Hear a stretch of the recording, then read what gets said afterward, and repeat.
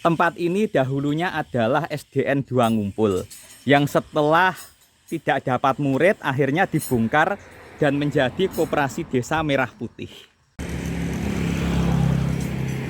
Bismillahirrohmanirrohim. Assalamualaikum warahmatullahi wabarakatuh. Kembali lagi dengan saya Yosep Priangga Mukti. Kali ini saya sedang berada di Desa Ngumpul, Kecamatan Balong, Kabupaten Ponorogo. Kita lihat di sini tulisannya Masjid Al-Irsyad Ngembak Desa Ngumpul. Dan kita lihat di sini rumah-rumah yang berada di selatan jalan ini bukan Desa Ngumpul tapi Desa Ngeraket. Jadi batasnya ini ya guys. Ini jalan raya perbatasan Desa Ngumpul dan Desa Ngeraket. Tempat ini dahulunya adalah SDN 2 Ngumpul, yang setelah tidak dapat murid akhirnya dibongkar dan menjadi Koperasi Desa Merah Putih. Pada zaman dahulu kala, pada masa Perang Diponegoro, hiduplah Mbah Trunojoyo. Mbah Trunojoyo itu disebut juga Mbah Jogo Satru, karena menjaga supaya keenam pendiri Desa Ngumpul tidak pernah bertengkar atau satru.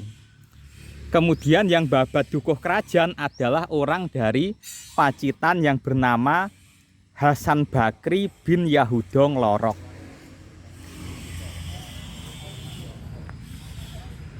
Kemudian kita ke barat, ini namanya Dukuh Sobo. Sementara yang selatan jalan itu Desa Ngeraket adalah Dukuh Kerajaan. Lah, tempat ini dulu ketika dibabat, tempatnya sangat embak atau airnya becek, tanahnya becek karena air. Makanya disebut Dukuh Ngembak. Tapi kamitonya tetap satu, tempel, sobo, ngembak atau ngabean itu tetap kamitonya satu, kamito sobo. Tetapi tempat ini namanya ngembak.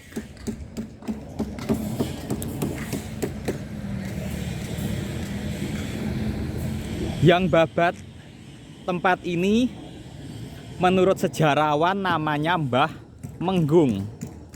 Makanya organisasi pemuda di sini yang terdiri dari penduduk Ngumpul dan Ngeraket disebut Putra Menggung.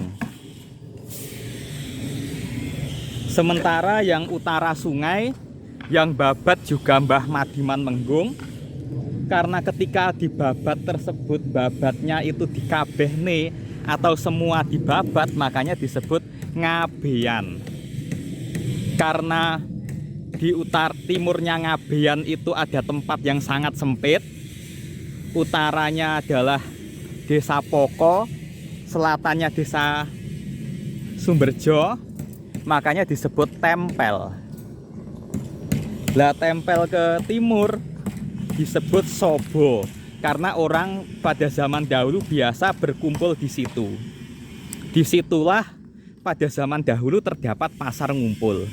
Sebelum akhirnya pasar ngumpul dipindah ke Desa Ngeraket selatan jalan. Sementara yang ada di Dukuh Wotan ada Ki Ageng Guru yang babat kemudian meninggalkan Wotan. Kemudian ada yang babat juga dari Jonggol namanya Mbah Resoyudo, anak dari Mbah Nurmat. Beliau adalah orang pertama yang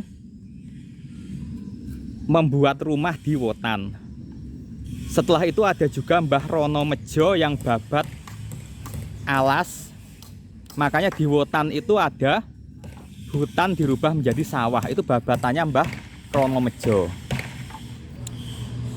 Setelah banyaknya penduduk, datanglah Mbah Ahmad Sidik yang membuat masjid pertama di Ngumpul namanya Masjid Kuang Rejo.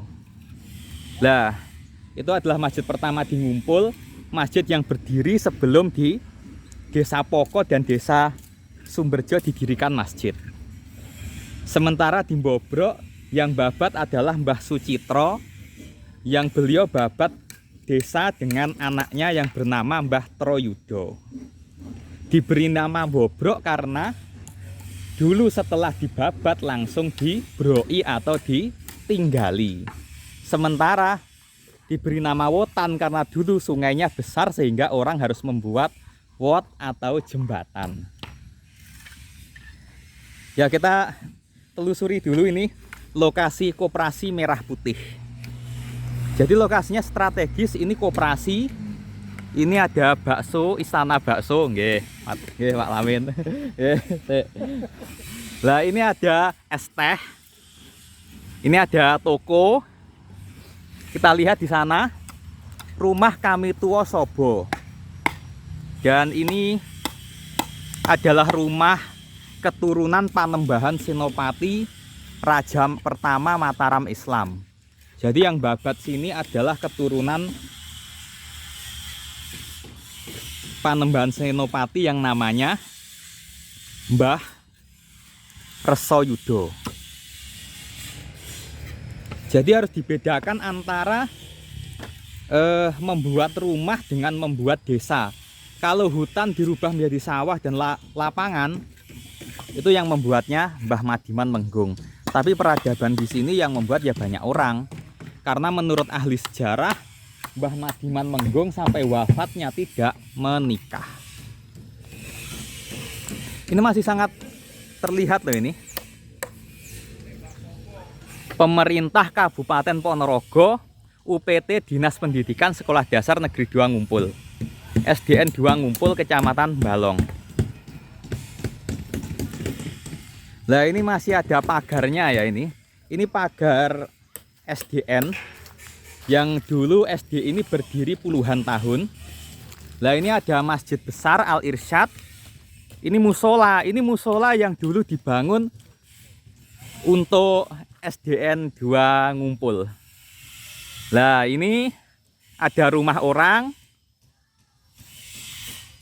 yang jual jus cacing dan ternak cacing. Nanti kita akan ke sana.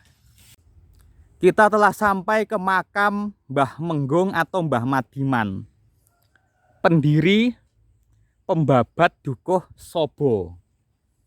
Beliau dulu mungkin rumahnya ya sini di tengah sawah. Kita lihat di sini. Sawah, rumah, jalan raya. Rumah beliau cukup jauh ya dari jalan raya. Mungkin alasan beliau untuk menjaga keamanan pada masa Hindia Belanda. VOC bubar pada 1799. Tetapi Hindia Belanda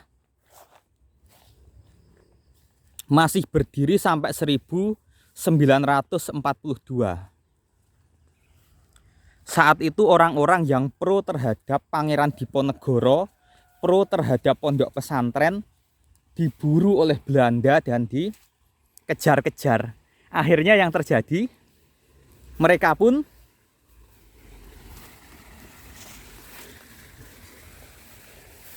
meninggalkan tempat asalnya dan mengembara. Maka wajar kalau Mbah Madiman atau Mbah Menggung akhirnya datang ke sini. Nah ini jalannya cukup sulit nih. Ini memang sawah warga. Kalau ini kompleks cagar budaya lah mungkin ya.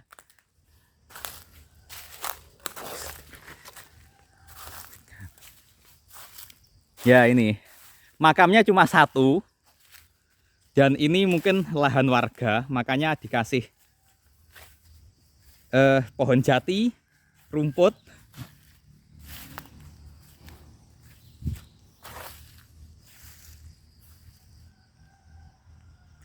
Jadi agak sulit ya untuk mencapai sini. Harus rela dan mau jalan kaki di sawah warga. Tulisannya almarhum Ki Madiman atau disebut juga Mbah Menggung. Mbah Menggung inilah pembabat Dukuh Sobo pertama. Kalau kita teruskan ke sana, sungai. Jadi terlihat ini bambu, sungai. Baru utara sungai rumah warga. Jadi beliau memilih tempat yang benar-benar jauh dari keramaian untuk menghindari pengejaran tentara Belanda mungkin saat itu ya. Dan di makam beliau alhamdulillah ada pohon beringin yang sangat terjaga kelestariannya.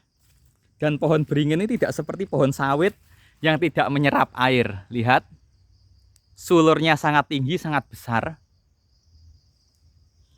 Ini kayaknya udah 200 tahun lebih. Dan itu wajar karena Mbah Madiman atau Mbah Menggung ini hidup di sini pada tahun 1837. Ya sampai wafatnya di sini.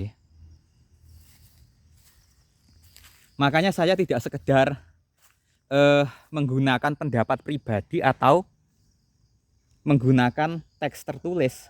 Kadang juga melakukan wawancara dengan penduduk desa. Dan kata penduduk desa, beliau tidak menikah sampai wafatnya. Makanya makamnya cuma satu. Beda dengan Mbah Reso Yudo yang dimakamkan di samping istri beliau. Sekian, wassalamualaikum warahmatullahi wabarakatuh.